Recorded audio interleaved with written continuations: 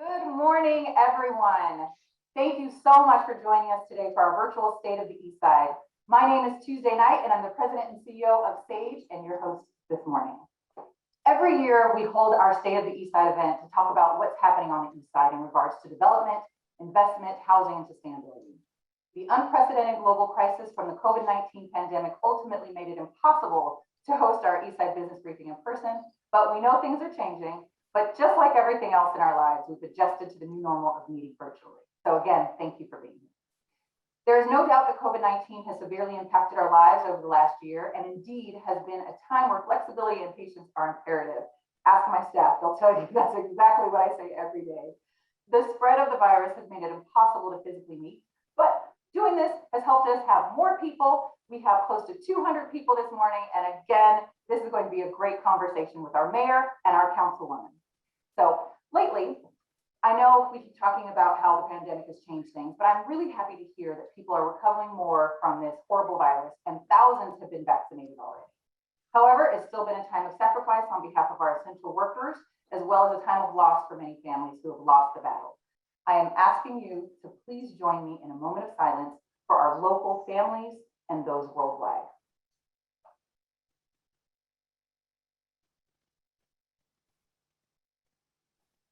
Thank you. Now, before we get started, we want to thank our board members who support us and help us do the work that we do in the community. Those board members are Robert Melvin, our chair, Juan Mata, Joanne Sosa, Stephanie Ash, Jeff Arndt, Kevin Faust, Kathy, Joe, KJ Better, Sandy Villasenor, and Dr. Tamika Crosswilson. Now, let me give you a little bit about SAGE before we get into our program. SAGE continues to focus on sustainable growth to build the community up from within, and today's Eastside Business Briefing is a reminder of the work that we have collectively achieved and what we're doing in response to COVID-19, as well as looking forward to all the work that we're doing in 2021. Today, SAGE is committed to providing San Antonio's Eastside with the latest resources and information on how to navigate the short-term and long-term impacts of COVID-19. Our newsletter has been modified to help reduce the impact of COVID-19 and provide plenty of resources and opportunities for everyone in our community. So, brief update. In 2020, we partnered with Bexar County, the City of San Antonio, Southside First, Westside Development Corporation, North Chamber of Commerce, implemented the Bexar County Strong Business Grant Program, which we were very happy and proud to participate in, and the City Emergency Fund, as well as the Emergency Housing and Assistance Program. These programs are designed to help small and micro businesses, people in the community, and everyone that we knew needed help in this community of the east side of San Antonio. So with that, we provided support to COSA's emergency housing, as I mentioned, but that dollar amount ended up being $9 million to D2. That is impressive. And we're so happy that we have our councilwoman on to talk about a little bit about that. We distributed hundreds of PPE kits and will host a second PPE distribution later this week. So given the unprecedented impacts of this pandemic, the community we serve is at risk of losing the smallest locally owned businesses that are the backbone of our community. This is why we created a new virtual series called Ask an Expert, which starts next week. For our first expert, we've partnered with Thrivent to highlight the importance of personal and business financial planning and protection. And we'd love for you to take advantage of all their expertise. It's free. The next thing that we did was we created a thing called It Takes a Village, where we've had several of our guests on to speak about what they're doing, what they're working on, and how we can share that information. In the upcoming year, we continue to navigate these unprecedented times together, and we will continue to serve our community through these current programs. So now that you've heard an update about SAGE, let's get started. As a reminder, your audio and video is not active. Questions for our panelists today have already been submitted, and you can ask a question in the Q&A box, and time permitting, we will ask them. So San Antonio is the fastest growing city, and guess what? We have our mayor here with the 7th largest population in the United States. Our mayor, Nurenberg, is focused on making key infrastructure investments necessary to accommodate the growth of San Antonio, which is expected to nearly double in population by 2040. This forward-looking approach drives the mayor's vision of a compassionate community with a globally competitive economy. He was first elected to represent District 8 on the San Antonio City Council in 2013. During his 2 terms and with his election as mayor, he continues to promote San Antonio as a premier 21st century city open for business, trade, and investment, attracting top talent and innovation companies. In 2018, the United States Conference of Mayors recognized Mayor Nurenberg with the Small Business Advocate Award for his efforts to encourage entrepreneurship. He and his wife, Erica Prosper, are proud parents of Jonah.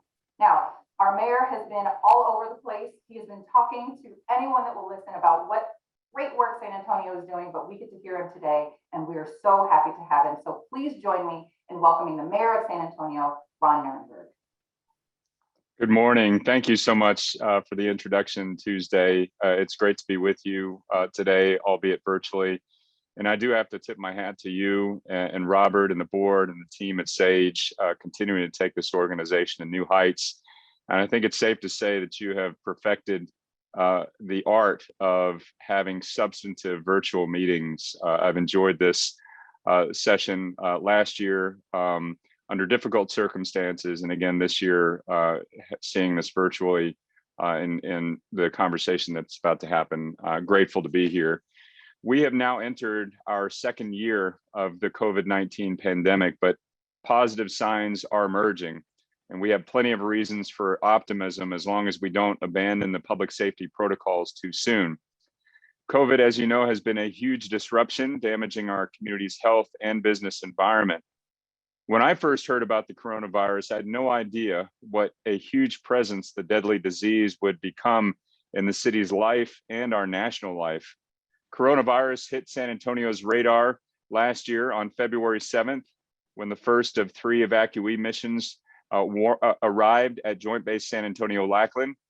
The base housed hundreds of American travelers who had been exposed to the virus. Those missions were, as it turns out, a blessing in disguise, as they allowed us to coordinate our response early and stand up on heightened alert.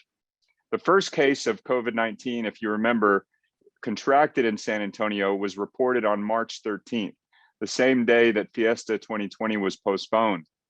To date, more than 3,200 of our neighbors, our San Antonio residents, have passed away from COVID, and more than 208,000 residents have tested positive.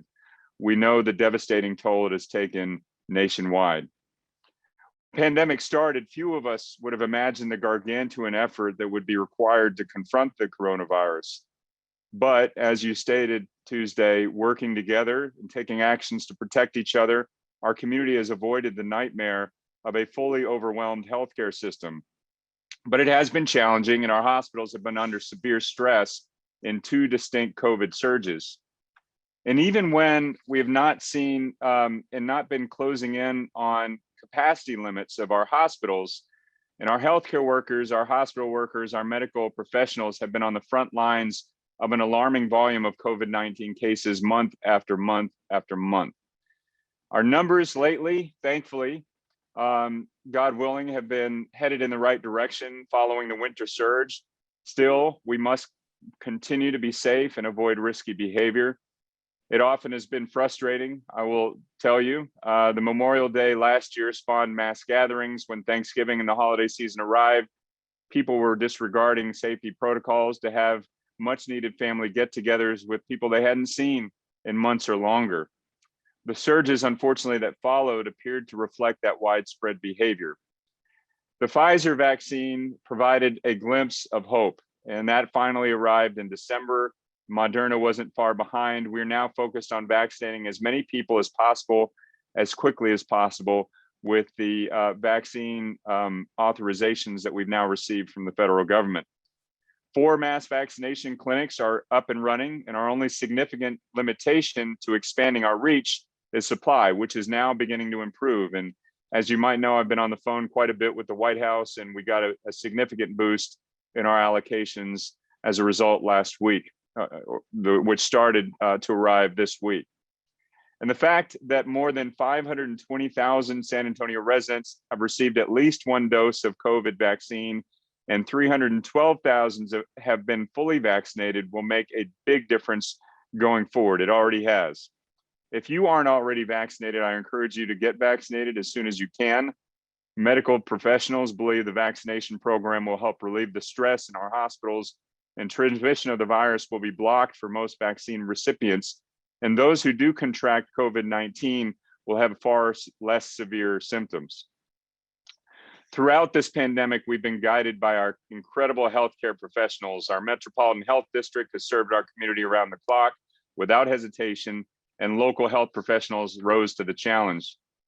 From the hospital workers to the epidemiologists, from the doctors to the nurses, contract workers to contact tracers, our city is in your debt. In addition, though, to the massive health consequences, COVID-19 has created an economic crisis of historic proportions. More than 154,000 San Antonio residents filed for unemployment last year. And we know from the Bureau of Labor Statistics that a quarter of those lost jobs and up to a third of them aren't expected to return after the pandemic anytime soon, if at all. The reality of this situation is made even more grim because so many of our residents and families were struggling before with economic crisis and stress well in advance of the pandemic. Even before the arrival of coronavirus, 60,000 families in the San Antonio area struggled with food security, and that number has since doubled and has been holding steady at the high water mark ever since. The pandemic, quite simply, in San Antonio and across this country, highlighted our economy's cracked foundation. Too many workers have been living on the margins. Nearly 1 in 5 in San Antonio, adults, don't have a high school diploma or a GED. And so it comes as no surprise that workers in this group have been far more likely to file for unemployment since the pandemic hit. To prevent a massive rise in homelessness, we've allotted $133.6 million to emergency housing assistance to help people who can't afford rent, utilities, mortgage, or other essentials because of COVID. COVID-19 dealt a brutal blow to small businesses nationwide as well. And in San Antonio, Black-owned businesses have been hit particularly hard. City Council allocated roughly $50 million in our recovery efforts for small business grants and other relief. And that is in addition to the federal Paycheck Protection Program, for which we're providing technical assistance. In coming days, we expect to know exactly how much San Antonio will receive from the recently passed American Rescue Plan, and we'll be providing more help for small businesses as the economy picks up again. We'll continue to do what we can to help. It's important for our city. A recent study, though, showed that 68% of revenue earned by local businesses stays in the community, while only 43% of non-local business revenue stays here. And the city's Small Business Economic Development Advocacy Program continues. The numbers for 2020 aren't available yet, but in 2019, we know that $253 million was paid to 553 small, women, and minority-owned business enterprises. That total amounts to 57% of the city's spending on contracts. That's a good number, but we want that number to go up. In particular, African-American business enterprises receive more than $12 million of funds, and we have aspirational goals, and we'll watch that number go up as well. In November, as you know, voters overwhelmingly approved our SA Ready to Work program, which is the largest workforce development program in our city's history. It's the largest in the state, and perhaps even the largest at scale in the nation. This program is devoted to a second phase of economic recovery, building on the quick turnaround, short-term workforce efforts that have been made possible by the city's Recovery and Resiliency Program. I want to emphasize that job training effort we approved is underway with several hundred residents in the pipeline already. In fact, we've seen well over 6,000 start the entry process, and training opportunities remain for those yet enrolled. And what's interesting is who is enrolling and who is into the pipeline. 64% of the people in the pipeline of training under the city's Recovery and Resiliency Program, for instance, have been previously living in poverty.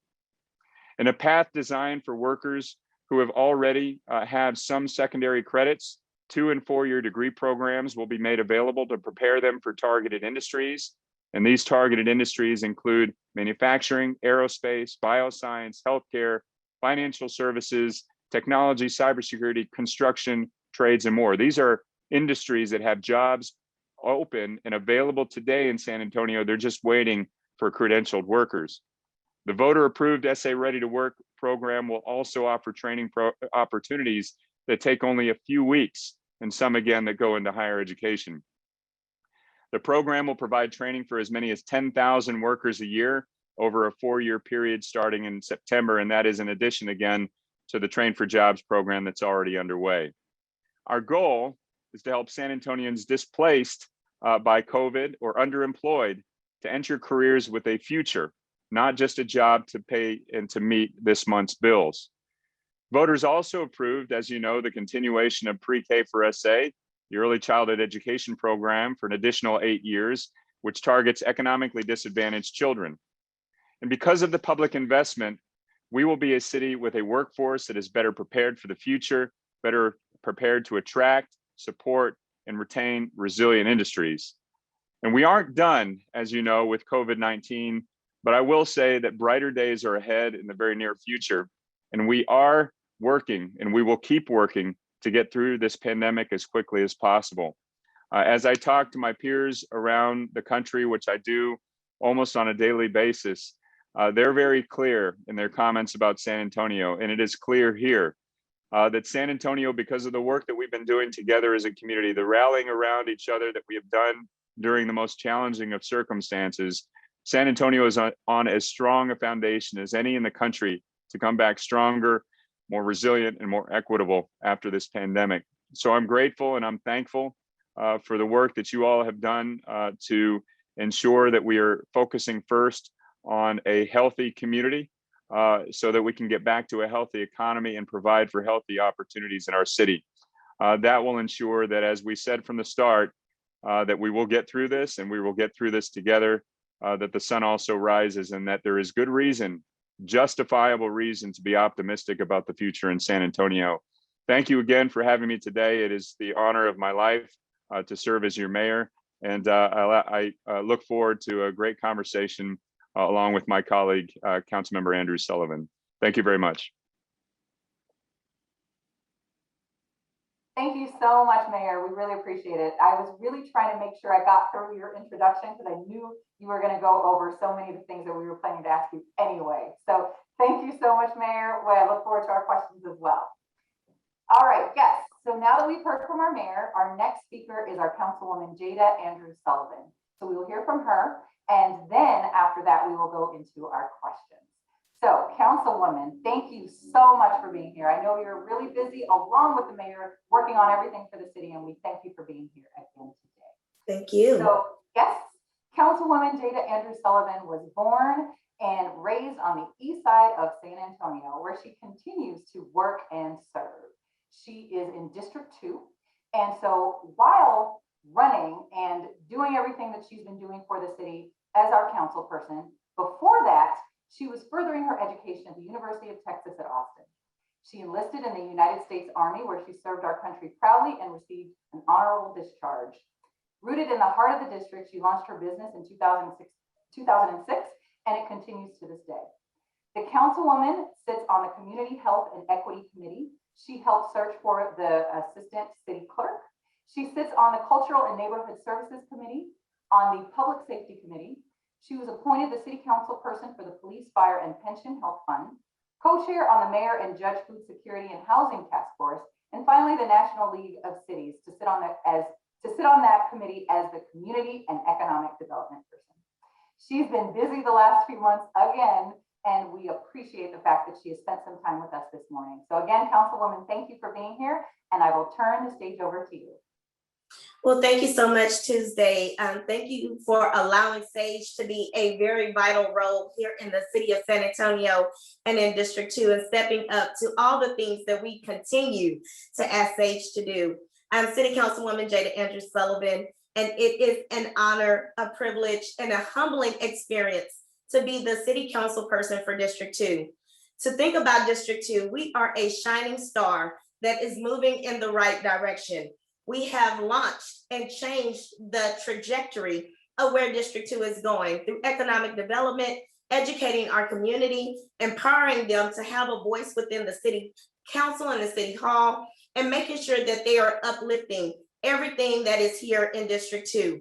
When you talk about District 2, you have to talk about the beauty of the people here in District 2, the resiliency of overcoming and becoming one of the brightest areas here in the city of San Antonio. We have so many things that are happening right now in the District 2 area. We are working on the policies of food security, working on the policies of police reform, and working on the policies of making sure our community is united as one and moving on one accord in one direction. When you think about economic development coming into the district, we're thinking about things that our youth would never have an opportunity to actually see in their community. We're bringing in companies such as Matthews International, which is one of the leading companies in the development of just electric batteries. And when you think about that, and you think about Tesla, a lot of our youth maybe only see it on TV, but now they can be a part of the conversation because they are coming into the District 2 area. When you think about economic development and what does that look like for an area that hasn't seen it in a while, you think about Amazon coming into District 2, bringing over 800 jobs that will speak directly to the community and the people that live right here in District 2. And we cannot forget one of our greatest partners in Velocity, Texas. The things that they have stepped up to do to be community partners, such as helping us with our blood drives and our bone marrow drives. But not only that, bringing biomedical science and bioengineering into a community that they are looking to address our youth to be ambassadors to feed into these programs is what we are here to do. District 2 is truly on the move. We have to thank our city staff for actually looking and being and making District 2 a priority in the conversations of the city of San Antonio. We have been able to tackle the food security. We have 3 healthy food initiatives in food corner stores. The program was started by Councilwoman Rebecca Vidagrán in District 3. It has moved into District 2 and other areas within the city of San Antonio. So we are talking about not only making our area healthier, safer, and more productive, but we are actually talking about closing the economic segregation that we've seen here in District 2. We are looking at that through launching CCRs that will speak to the reopening of the Fort Sam Houston Gate there on New Braunfels. We know that that will bring an economic impact into our area. And we are looking to form a committee through partnering with other businesses, partnering with Joint Base San Antonio, but partnering with a lot of our community advocates and leaders who are speaking for changes to continue to happen. When you talk about infrastructure and roads, we are now going into a year where we know that coming up in 2022, we're going to have another bond. We have to look at our streets. We have to look at our infrastructure. We have to look at our drainage. But most importantly is the work that we're doing right now to bring street lights to a lot of our communities who are in the dark. And we're making sure that we're tackling that through the issues of making sure that our bond dollars that are not used are continued to be spread throughout our district. We are doing so many things here. And when I say we, that's because it takes partners like Sage. When we looked at our chambers, we want to make sure that we put back into our Black Alamo chamber, and then also with the reformation of our African American chamber here in the district to speak directly to our small businesses, to help them with their certifications, to help them with their loan papers, but to also help them with financial literacy. And how do they have their books in order to get the things that we're needing? We want to partner with Jefferson Bank. Jefferson Bank is moving their headquarters right here into District 2 off of Broadway. They will be a vital source of making sure that businesses are receiving the capital and the funding that they need to be productive into this new world that we're coming in, but also working with WSA and making sure that our small businesses actually are in the fold of on-the-job training, receiving those incentives for hiring within the district. We are just moving, shaking, thriving, going, and uplifting. That is what District 2 is about. When you have a servant that is willing to give of themselves, you see that your district will continue to thrive. We are so happy to know that our community is no longer going to be looked at as a stepchild of the city of San Antonio, but will be looked at as an inclusive area where all can visit. We have so many jewels here in the District 2 area within the Whitty Museum, the zoo, the Sunken Gardens, the Zoozeum. We are a jewel, and we want to become a destination location for the city of San Antonio as we begin to open back up. So there are so many things that we can continue to talk about here in the city of San Antonio, here in the District 2 area. But what we have to talk about is that we are progressing, and we are progressing with making sure that each and every resident knows that they have a resource to reach out and have a voice amplified.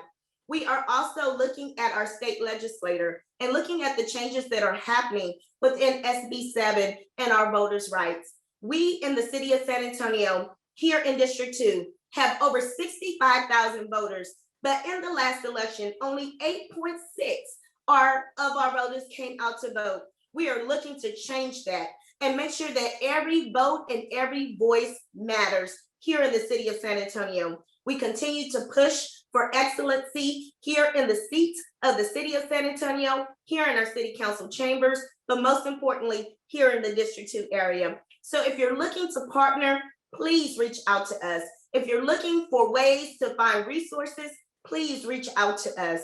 We have so many valuable tools here in the city of San Antonio to elevate and uplift small business.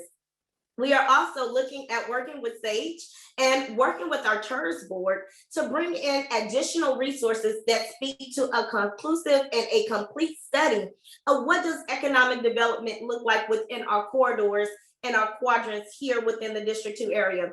Now, remind you, District 2 is a wide district. We're almost 60 square miles wide.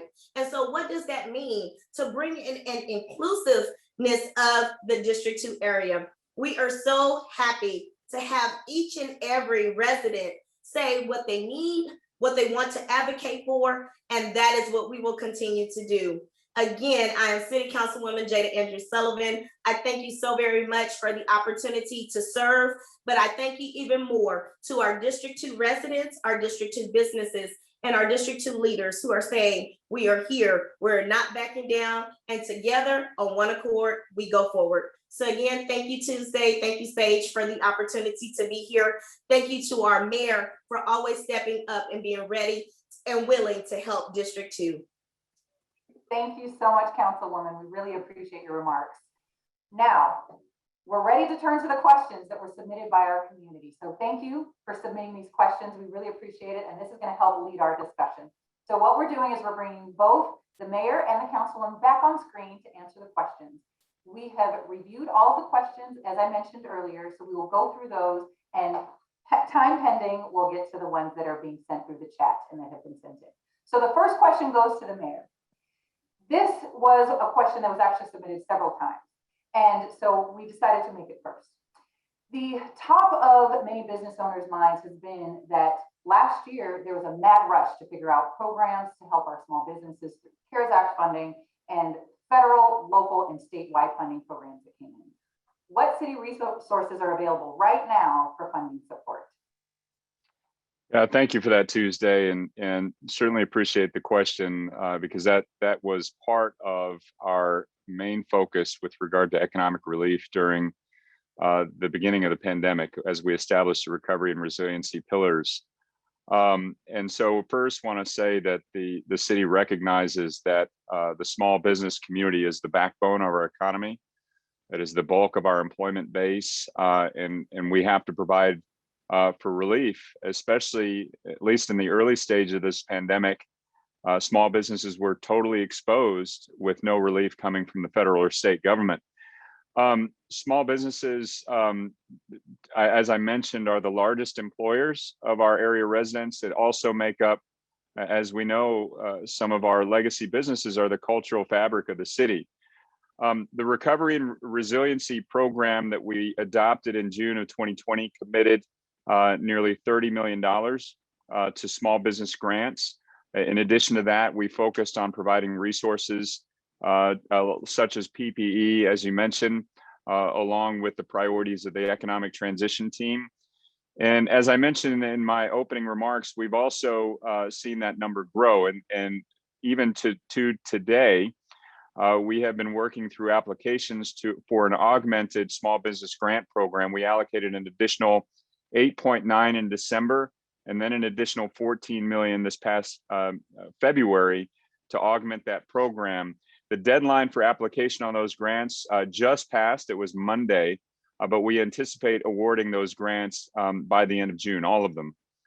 I would also like to mention some of the ongoing programs that we have that are particularly useful during these kinds of challenging times. The first one is the UTSA Small Business Accelerator, the UTSA Small Business Development Center, which has a COVID-19 business accelerator program. And it's on hand along with some other organizations to provide assistance on the PPP applications. As you know, in the American Rescue Plan and the latest COVID relief packages, the eligibility criteria has been greatly broadened to access those PPP funds for small businesses. What we wanted to make sure is that small businesses that don't have as many hands on deck to apply or the technical experience to apply for those grants have the ability and have the resources available to them through these centers in order to pull down those funds from the federal level. Our small business office of the city also has several financial and technical resources. A couple that I want to mention are the Small Business Development Fee Waiver Program that provides certain waivers of fees from the city as well as through SAWS. And then we also have a loan interest buy down program that we work in coordination with Lift Fund, who's also been helping with the small business grants.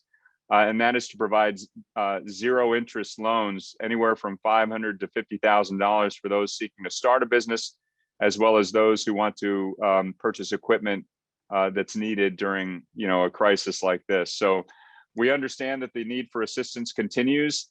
And as we get the rules and regulations from the federal government regarding the American Rescue Plan, you can rest assured that small business relief and recovery is going to be one of the major priorities of the City Council moving forward as well. Wonderful. Thank you very much, Mayor. The next question is for the Councilwoman. One of the problems that we are faced with on the East Side and deal with on a daily basis is the infrastructure. And have there or will there be improvements on roads, bridges, and thoroughfares in D2? And thank you so much for that question. Yes, indeed. We are looking at our IMP, we're looking at our NAP, our pedestrian mobility programs.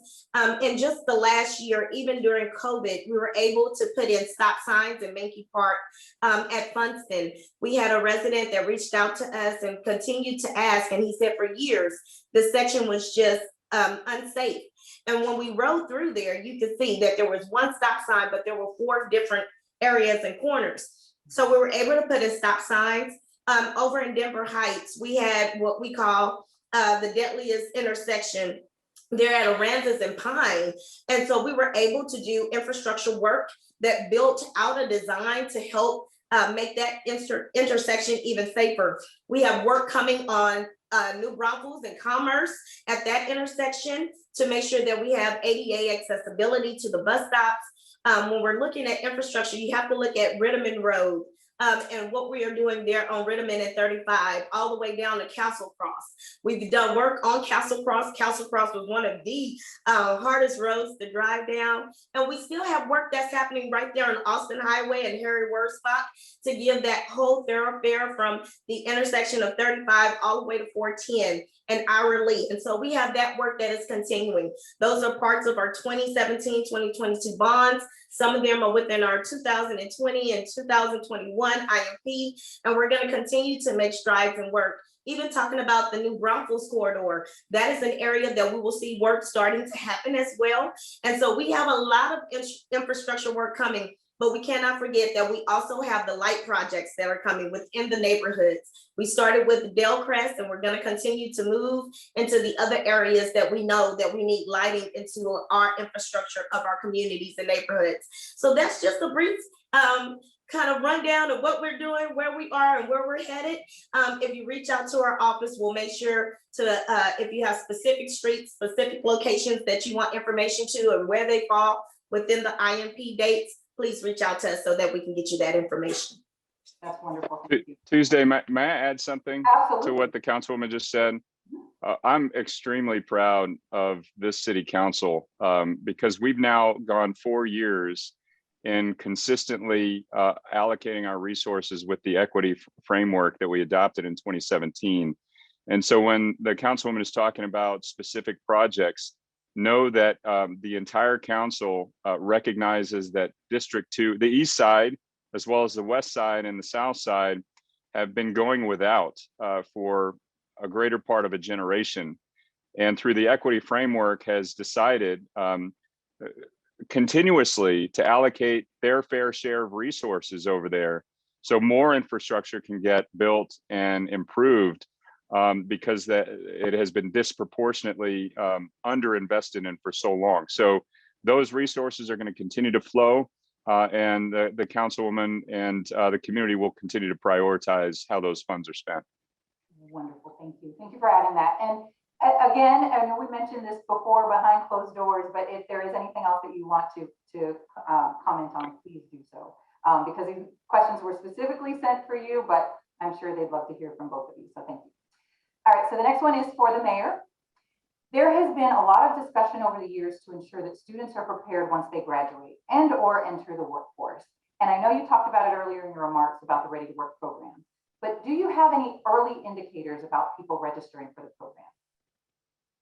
Yeah, and again, credit to the teamwork that this council and this community have displayed during this pandemic. The Ready to Work program is the continuation via voter approval of what we placed with the Recovery and Resiliency program, the Train for Jobs program. So 10,000 slots per year during this pandemic have been created to help people get back into jobs that are available in high demand careers that are paying high wages. And then those 10,000 slots will be per year starting in September as well. So we do have numbers, and let me share with you some of the early impact from the Train for Jobs. I'm going to give you numbers as of February 1. There are some new numbers, but they're a little less complete. I have the complete numbers from February 1, which, mind you, is not even halfway through the Train for Jobs program. Thus far, we have, as of February 1, we had over 5,100 people who are at various parts of the pipeline in the Train for Jobs program, applying and working through the eligibility or the training process.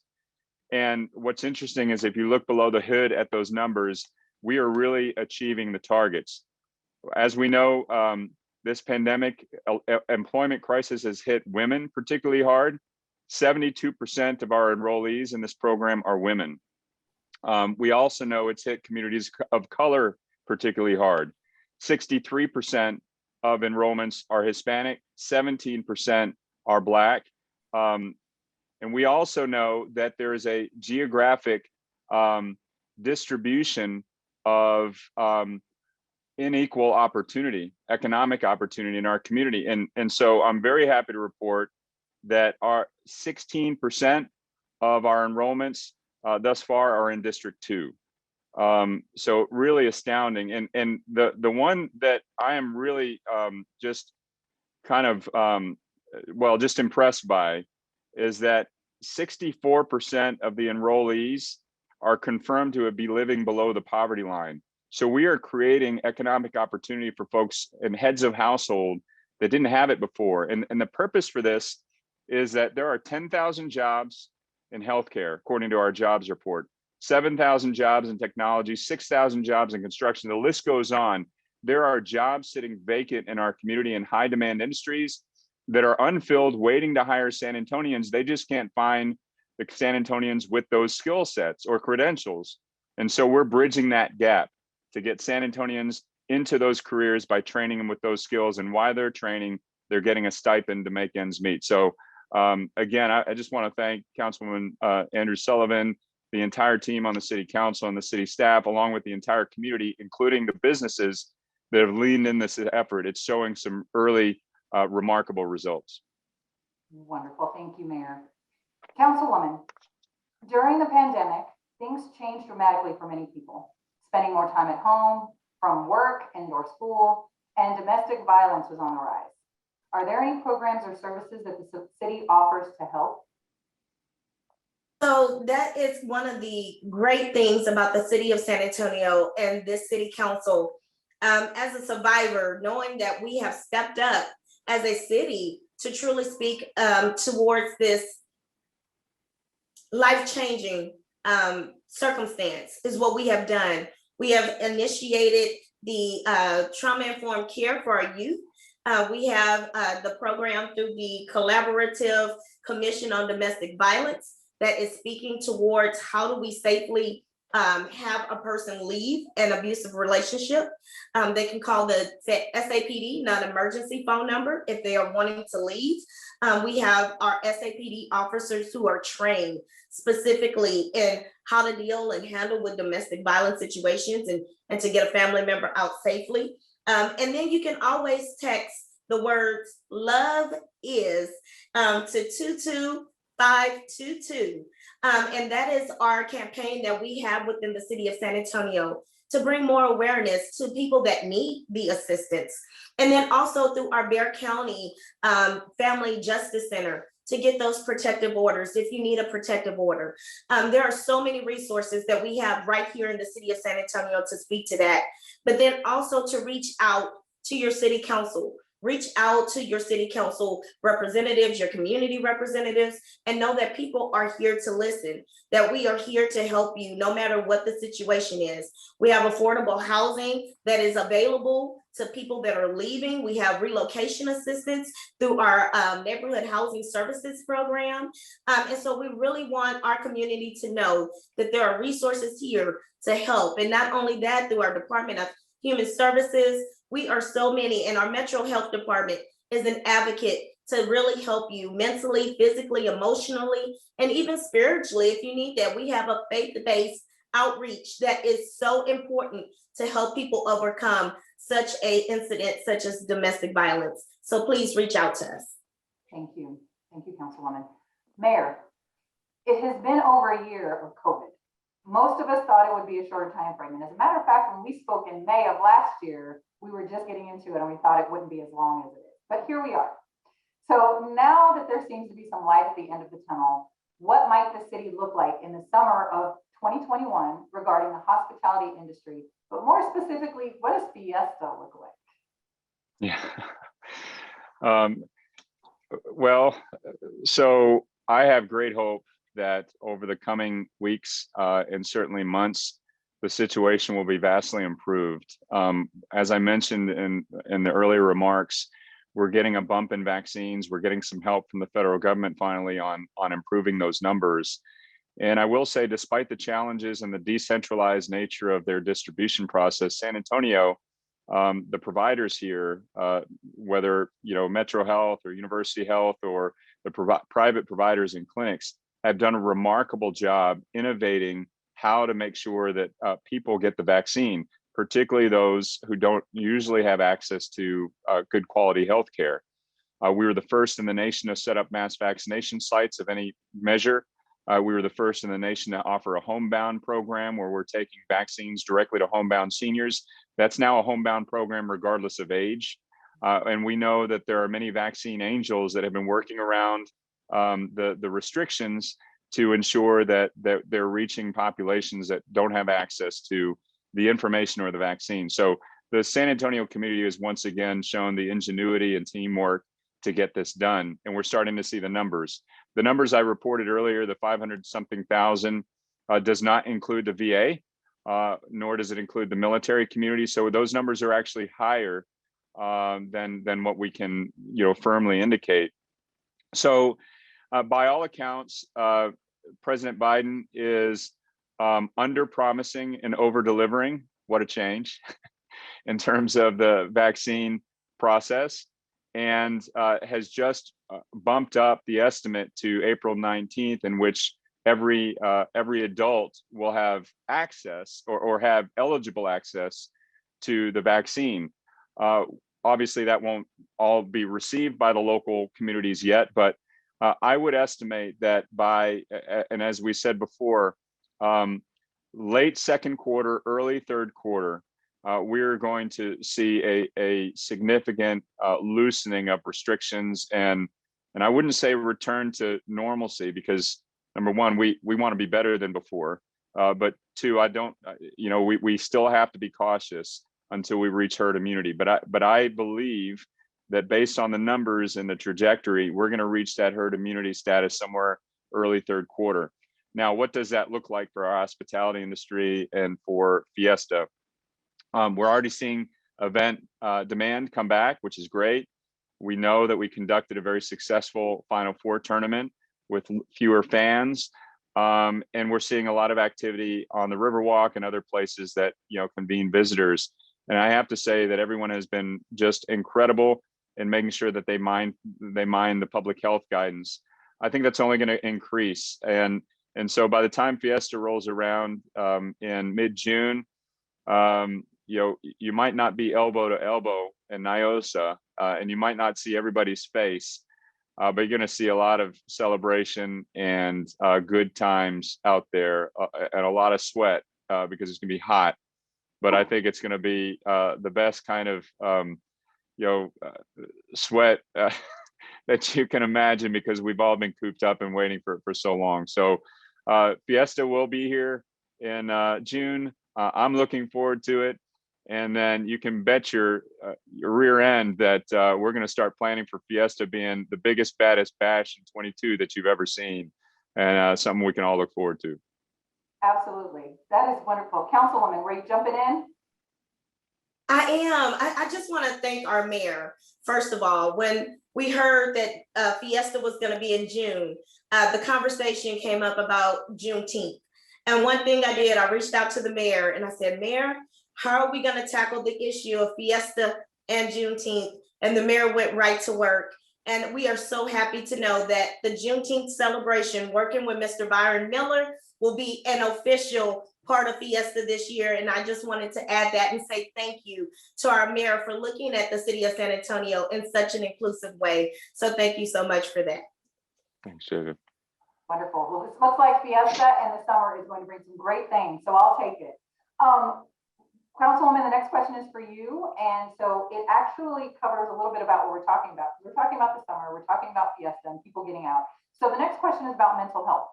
And from a mental health standpoint, how do you think people are coping and utilizing those available resources? Maybe the ones you mentioned earlier or some new ones. And if not, what can we do to continue helping people through this pandemic? Because we know, even going through it ourselves, how difficult it is. So what we can say is that we know that people are experiencing a little bit of PTSD. We have seen things in the lives of people and families that we've never really seen before on such a scale as this. Our youth have seen things in the public eye that they've never witnessed before, whether it's just death of a loved one from COVID or just the racial uprising that we saw within the George Floyd era and time. And all the way down to right now, not being in school. And a lot of our youth had to step up and become heads of households. And a lot of our seniors, they just didn't know what was coming next. And then they're living on such a bare minimum. And then they're wondering, how do I get out to still have a life without the senior centers being open? And that all weighs on you mentally. It weighs on your heart, it pulls on your heartstrings. And so a lot of our community didn't know where to turn for resources. Well, thankfully within Metro Health, they started setting up mental health through telemed with our San Antonio Fire Department. Our MIH teams are going out doing wellness checks, going out working and helping our seniors that feel alone and vulnerable. Meals on Wheels continues to be a vital asset to bringing just a life into the lives of those who are homebound. When you look at the services, even with the new program that the San Antonio Fire Department has implemented within the telemed central location, where you can just call 911. And if you just need someone, they're there. And so we have those resources. We have our community health workers who are still going out to the homes, but then there are other resources within the city of San Antonio. Right here in District 2, we partnered with a national sorority of nurses and nurse practitioners and Chi Eta Phi and the local chapter of Theta Eta, who went out to some of our churches to do some bereavement and trauma counseling for incidents that have happened with shootings. And so we know that we can do more by setting up in our community centers, mental health areas that people can go to on the weekends. And so we're looking to bring that into the community as well. So stay tuned. There are some other resources that are available through STRAC and through the behavioral health centers. And also one other area is the Child Mind Institute. That is the area that we can go for our youth to really have somewhere for them to have an outlet And then, of course, making sure that we're bringing our youth into talking about what they're feeling, and reaching out to those peers and those mentors and those leaders to say, what can I do to be a voice to help other peers that are going through the same thing? Those are some of the things we can do to help tackle, of course, one of the hardest times that we've seen in our lifetimes, and how we can get through it together. Wonderful, thank you. So now that we've talked about what summer is going to look like, what has helped in mental health, domestic violence, all of those things, leads us to what last year brought as far as terms. I so lovingly called last year the apocalypse, but it's not lovingly at all. But we also heard about quarantine and remote learning and PPE supplies and so many other things. So this question is actually for the both of you, but I'll start with the councilwoman. So 2021 rolls around and we thought 2020 was going to leave COVID behind, but 2021 rolls around and we start the year with snowbid. But one term that predates the pandemic and things that we've been dealing with on the east side is that it's a food desert, especially applicable on the east side of San Antonio. So does the city have or plan to have any ideas to address that? So thank you so much. Yes, we were elated within the budget. Eric was able to put resources that will go into 3 healthy food corner initiatives here within the district. I'll get those locations to you guys, and Sage, I'll send them to you Tuesday so Sage can put them out as well, and they can find them on our link in the city of San Antonio. We're also working with Mr. Stephen Lucky over at Gardopia. He sits on our Climate Action and Adaptation Committee, and he is one of the vital voices when we're talking about food security and what does that look like, and offering the master classes of food security and how to grow your own foods and your own produce within your own backyards. He's building within community areas, with working with YWLA Primary for a garden within their resources. Also goes into private and personal homes and builds gardens that you can actually grow your own food and vegetables. And then when you look at the budget last year, we had other additional resources to talk about food security and what does that look like, and bringing in actual cultivators and I don't want to mess it up, but there are arborists that can help us speak to that, and planting more trees and more fruit trees through our Parks and Recreation Department. So these are the things that we're using to tackle the issues of food insecurity and food security here in the District 2 area. There's a food pantry that has worked with Gardopia, and then also we have the Garcia Street Farms that produces fruits and vegetables. And one thing that we did find out with Snowbit, a lot of our gardens actually made it through the storm. And so some of the food that they were able to cultivate and process, they were able to give out through the food bank and through the food pantries and things of that nature. But also working with our San Antonio Food Bank, we saw how they continue to step up every single day with food distribution and food pantries. And now we're gonna have the conversation with our ministers that have food pantries on when will they be able to restock, to be a part of the continuing conversation of providing food and food resources to our communities. So those are some of the things we're doing that with tackling that food insecurity portion. We also know that Councilwoman Cabrera has actually submitted a CCR to look at how do we change the UDC to make even community and neighborhood farming more open and available, so that we can continue to learn how to live out the land. We know one thing for sure: if you teach a man to fish, he'll always have a room to add more food. So thank you so much for that question. Yeah, and Tuesday, the only thing I'd really add is that you might start hearing a lot more about SA Tomorrow as we start getting into the bond program. And one thing that sometimes gets forgotten in the SA Tomorrow conversation is that it's a 3-pronged plan, including the comprehensive plan, which includes food policy as its one of its foundational guides. So everything that the councilwoman is talking about is guided by the food policy priorities, and we're going to continue to do that, particularly as it relates to the Healthy Corner Stores initiative. Also, reducing some of the regulatory burden on urban farming, and we know that there's a great urban farming community in the District 2 area. And then, finally, I'd add that as we get back to quote unquote a little bit more regular programming, working with our school districts. Former Councilmember Bernal in the legislature has put forward several initiatives to help with food security in the schools. And so working with our schools to make sure that their food pantry operations are fully operational and that, you know, we can make sure to reach the youngest of our community with healthy, nutritious foods, I think is a priority moving forward. Absolutely, absolutely. Thank you both for your responses. So we're getting close to the end, and I'm going to try to go quickly through the last couple questions because we actually have had a lot of questions that have been submitted, but want to go through these specifically. So the next question is for the mayor. There are several vacant and abandoned properties on the east side, such as the child support building on East Houston. It is a true eyesore and has been vacant for decades, providing an area for vagrants and illegal activity near the schools and things to happen there. So what can we do to ensure the safety of Eastside residents as it pertains to vacant properties? Yeah, it's a challenge, and I would say that first thing we need to do, and this is throughout the Central Business District, is we have to enforce our vacant building ordinance that's been in place for a number of years now, which has borne mixed results. So I'm in favor of doing that, and that includes you know, expanding the net a little bit. The other thing is that I have for a long time been hoping that we can reactivate some of our vacant properties with our small business community. As you know, small businesses need capital and they need space. And you know, to me, we just simply have an opportunity we're missing when we're not matching the great you know, building environment that is available for our business community to activate. If we provide some incentive programs and some regulatory relief to do that, incentive not just for the business but also for the property owner, I think we can handle this in a comprehensive way. But it is a certain challenge, and I do think we need to be a little bit sharper on our vacant building enforcement. Wonderful, thank you.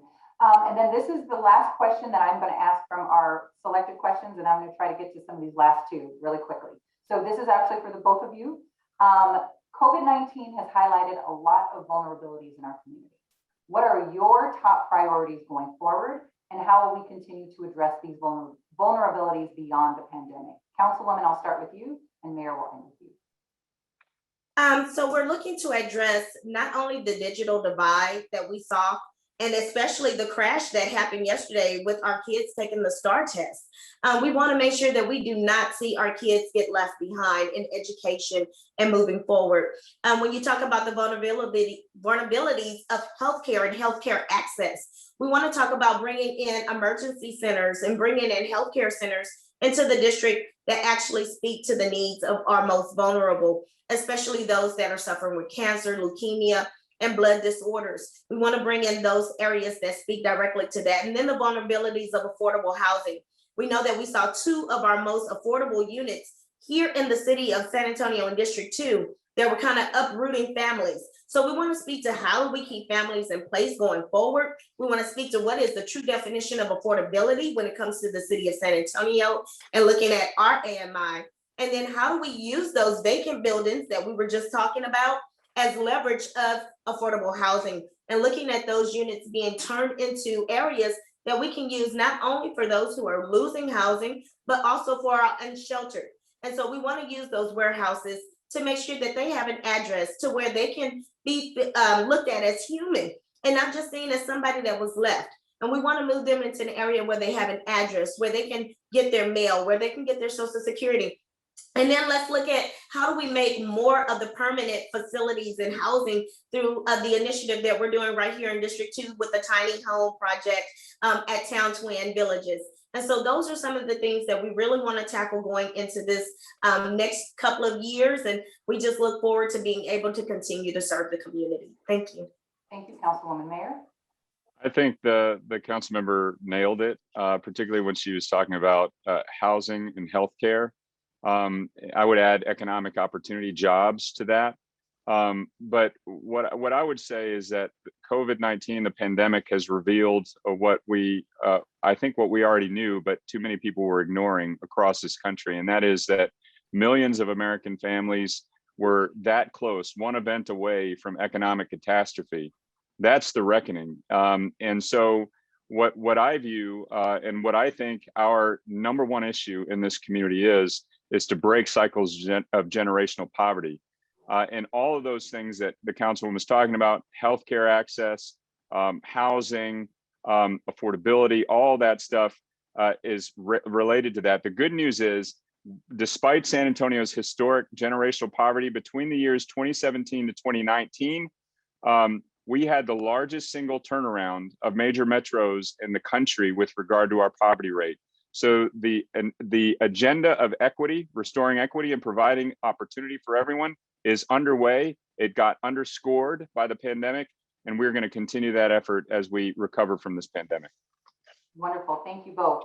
Now we are at 11 o'clock and we still have some questions. And so I know both of you have to run because you are going to the next thing. But if you don't mind, I'm going to just mention that if we did not get to your questions, we have them here and we will ask the mayor and the councilwoman to send a response. So please, if we did not get to your question, we apologize. But as you can see, this is a lot of great information and we've got two great panelists and with so much to share. So we may have to do this again, Mayor and Councilwoman, but thank you so very much for your time today. It has been wonderful. If you have not, again, if you did not hear your question asked, please make sure you email covidhelp@sagesa.org or reach out to us on any of our social media platforms at Sage San Antonio. So with that, again, Mayor, Councilwoman, thank you so much for your time. Thank you for your information, and thank you for all that you do for the city of San Antonio. We are proud San Antonians, from Sage all the way down to everybody that we work with. So thank you for being here. Thank you for your support. Thank you for what you do. So again, everyone who's here with us, thank you for being here today. Thank you for joining us. And thank you again to all of our board members at Sage who helped host this event today. Please be safe, please be healthy, and please stay Eastside strong. Have a wonderful day, and we look forward to seeing all of the great things that you guys are going to do for the city in 2021. Thank you and have a great day. Thank you, Sage.